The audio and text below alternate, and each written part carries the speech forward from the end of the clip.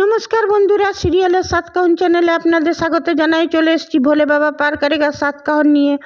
দেখা যাচ্ছে তো দাদুভাই তো খুবই অসুস্থ হয়ে পড়ে, তারপর সেন্সলেস। আর ঝিল মাথায় হাত বুলিয়ে জিজ্ঞেস করছে কেমন লাগছে দাদুভাই। তখন সাক্ষ্য জিজ্ঞেস করছে সবাই। তারপরে সাক্ষ্যর মা তো ঝিলকে বিঁধিয়ে কথা শোনাচ্ছে যে তোমাকে কেঁদে ফেটে অত নাটক করো না, এমন কিছু তুমি ভালোবাসোনি দাদুভাইকে।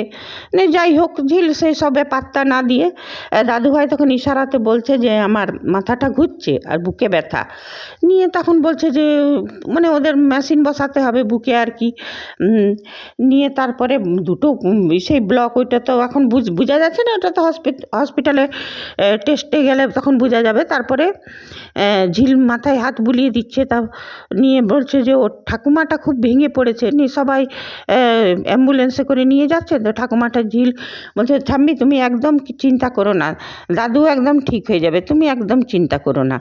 হ্যাঁ, আমরা সবাই আছি তো, দাদুভাইকে কিচ্ছু হতে দেবো না। তোমার নাতি ডাক্তার, তোমার ছেলেরা ডাক্তার, তুমি এত কেন চিন্তা করছো। তখন ঝিলের হাত দুটো ধরে নিয়ে পরে বলছে ওরই ঠাকুমাটা যে তুমি না থাকলে কি বড় অঘটনই হতে পারতো, তুমি অনেক বড় উপকার করেছো।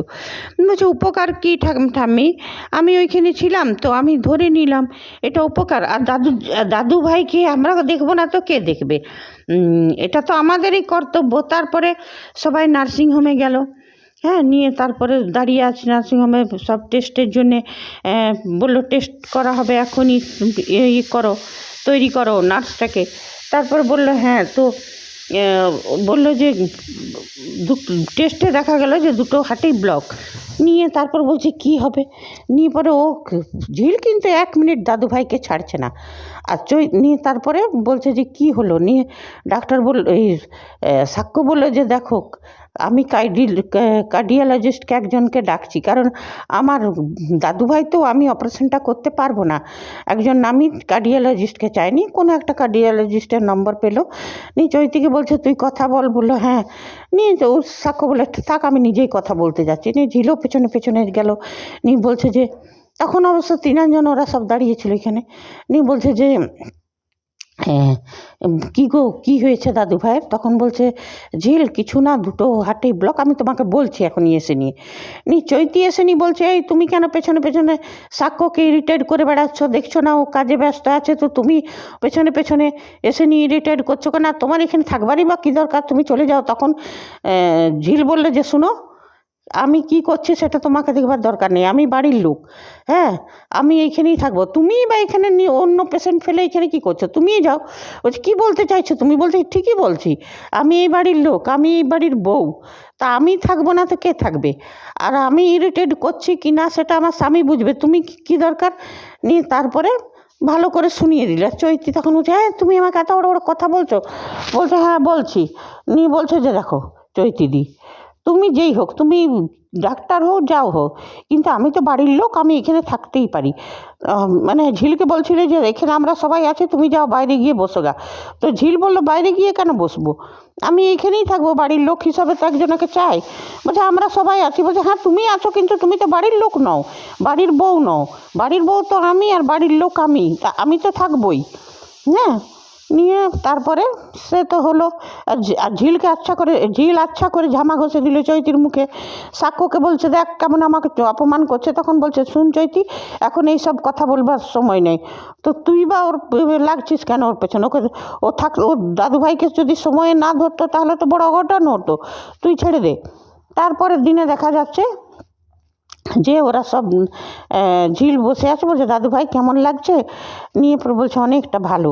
তা করতে সাক্ষ্য আর ওই চৈতি এলো নিয়ে। বলছে ঝিল তুমি তো কিছু খাওনি, যাও কিছু খেয়ে নাও। বলছে না আমি খাবো না। তখন বলছে যে দাদুভাই একদম খুব চিন্তায় পড়ে গেছিলাম, এখন কেমন লাগছে। বলছে এখন অনেকটা ভালো। বলছে আমরা অনেক চিন্তায় পড়ে গেছিলাম দাদুভাই, কেউ আমরা সারা রাত ঘুমাতে পারিনি। তখন বলছে হ্যাঁ চৈতি বলছে দাদুভাই আমরা না চিন্তায় ছিলাম, খুব টেনশনে ছিলাম, সারা রাত চোখের পাতা এক করিনি। তখন বলছে হ্যাঁ হবে, কিন্তু এই মেয়েটাকে আমি যখন আমার মাঝরাতে ঘুম ভাঙে, তো এই মেয়েটাকে আমি দেখছি আমার মুখের কাছে দাঁড়িয়ে আছে। নিয়ে সেইটা শুনে চৈতি বলছে, এই তুমি কেন মুখের কাছে দাঁড়িয়েছো, তুমি আচ্ছা ইরিটেট করো তো লোককে, কেউ ঘুমিয়ে থাকবে তুমি মুখের কাছে দাঁড়িয়ে থাকবে। তখন ঝিল বলছে যে না, আমি ওইটা দেখবার চেষ্টা করছিলাম যে দাদু ভাইয়ের শ্বাসটা ঠিক মতো নিতে পারছে কি না। বলছে এইটা কোন ধরনের কথা, এই জন্যে তুমি মুখে ইরিটেট করবে লোককে। তখন ঝিল বলছে যে শোনো, আমি তো ডাক্তার নই, আমার কাছে এইটাই সহজ পথ দেখবার, সেই জন্য এমনি করে দেখছি। তখন দাদুভাইটা বললে যে হ্যাঁ, রাতের বেলায় আমিও দেখে একটু অবাক হলাম, যে তারপর যখন আমি বুঝতে পারলাম যে আমি ব্যাপারটা বুঝতে পারলাম যে ও কিসের জন্য দাঁড়িয়ে আছে, তখন ওকে আমি বললাম যে আমি ভালো আছি। কী রে বলিনি? তখন ঝিল বলছে হ্যাঁ। তখন ঝিলকে বলছে যে তোমার জন্মদিনটার খাবার দাবার, বলছে সে যাজ্ঞা দাদুভাই, আবার খাবার দাবার খেয়ে ও ঠিক আছে। নিয়ে তারপরে বলছে যে তুমি ভালো হয়ে গেলে। তখন বলছে কেন এত আমার জন্য কেন চিন্তা করছো, না খেয়ে না দিয়ে তুমি, হ্যাঁ সাক্ষ্য বলছে ঝিল তুমি 2 দিন থেকে না খেয়ে আছো, তোমার আবার শরীর খারাপ হতে পারে। বলছে কিচ্ছু হবে না আমার। তখন বলছে এই বুড়োটা মরে গেলেই তো ভালো হতো, এই বুড়োটা তো তোমাকে ভালোবাসে না। তখন ঝিল বলছে দাদুভাই তুমি আমাকে ভালোবাসো চাই না বাসো, আমি কিন্তু তোমাকে খুব ভালোবাসি, আর তোমার কিছু হয়ে গেলে বাড়ির লোক খুব ভেঙে পড়বে, বাড়ির লোকের খুব মন খারাপ হবে, এইসব কথা বলো না। তখন বলছে তুমি যদি সেই সময় আমাকে না ধরতে কী যে হতো। বলছে কী যে বলো না দাদুভাই, ওই সময় আমিই তো তোমার সামনে ছিলাম, তা আমিই ধরতাম, ওটা যে কেউ থাকলে করতো, আমি কি তোমাকে এমনি ছেড়ে দিতে পারতাম? আর এদিকে দেখা যাচ্ছে মিলি আর ওর মা মিনু এসছে ঠাকুরের প্রসাদ নিয়ে। নিয়ে তারপর বলছে যে তোমরা, বললে হ্যাঁ ঝিলও এসছিল আমার বাড়িতে, ওর কাঁচা কাপড় ছিল, আমরা স্নান করে সব ভোরবেলা 4টের সময় আমরা সব গেছিলাম পুজো দিতে। এখন তো বিকেল 5টা, লাইন অনেক, ওই ঠাকুরের স্থানে অনেক লাইন পড়ে, ওই লাইন দিয়ে এখন পুজো করে নিয়ে এবার সেই প্রসাদটা দিতে এলাম। ঝিল ওইদিকে ফুল নিয়ে চলে গেল নার্সিংহোমে, বললো দাদু ভাই অনেকটা ভালো আছে। নিয়ে তখন ওর ঠাম্মিটা বলছে সবাই বলছে ভালো আছে, কেউ আমাকে নিয়ে যাচ্ছে না, আমার খুব মনে চিন্তা লাগছে।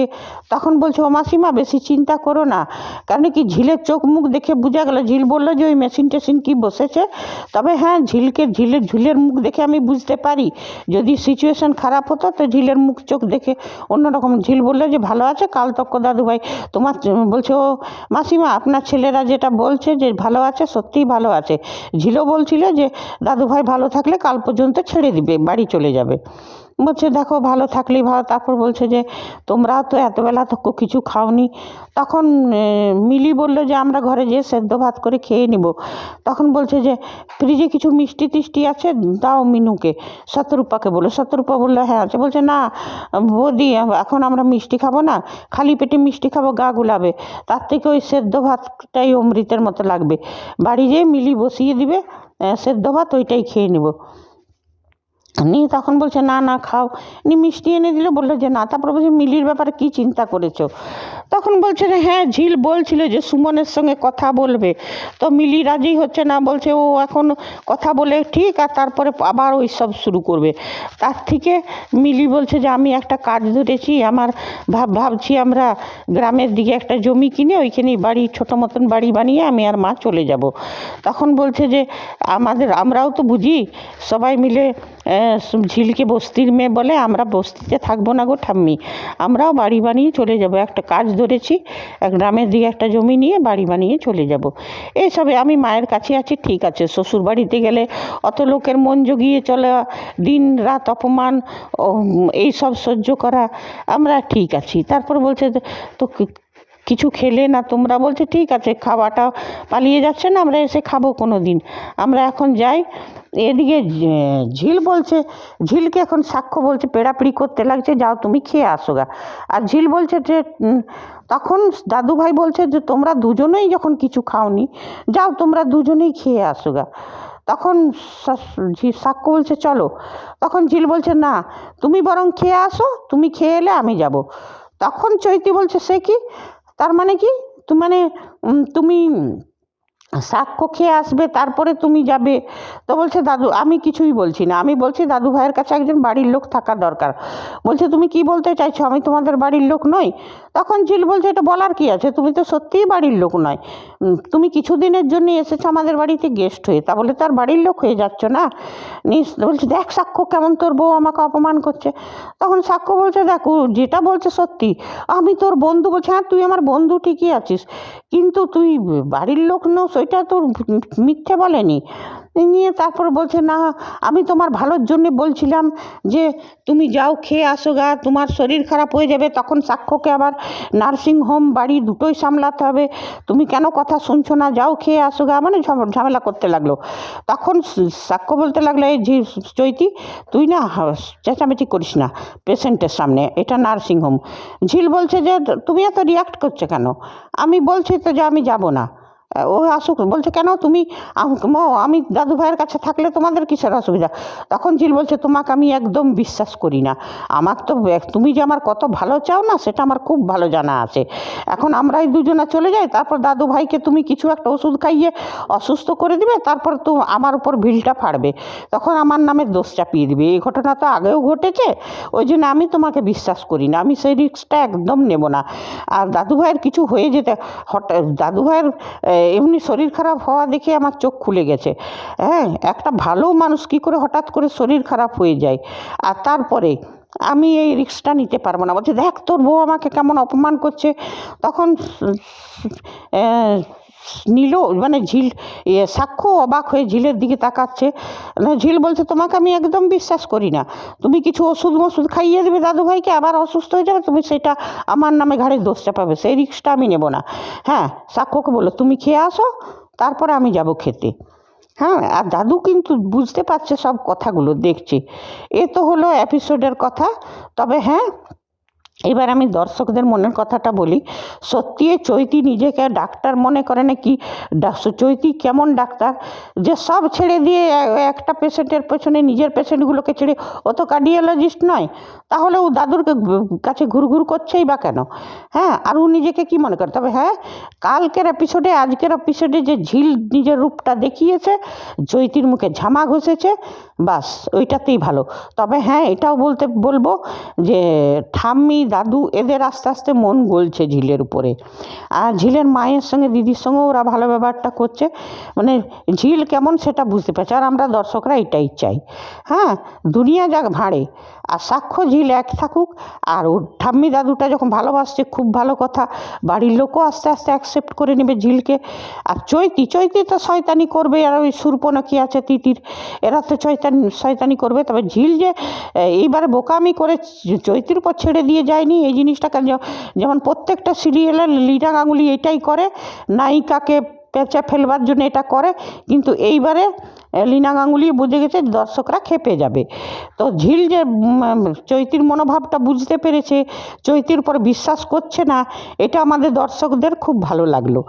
আর এমনি আমরা এপিসোড চাই, যেমন প্রত্যেকটা এপিসোডে ঝিল চৈতিকে শিকাস দেখ, চৈতিকে চুপ করিয়ে দেখ, আমরা এটাই চাই।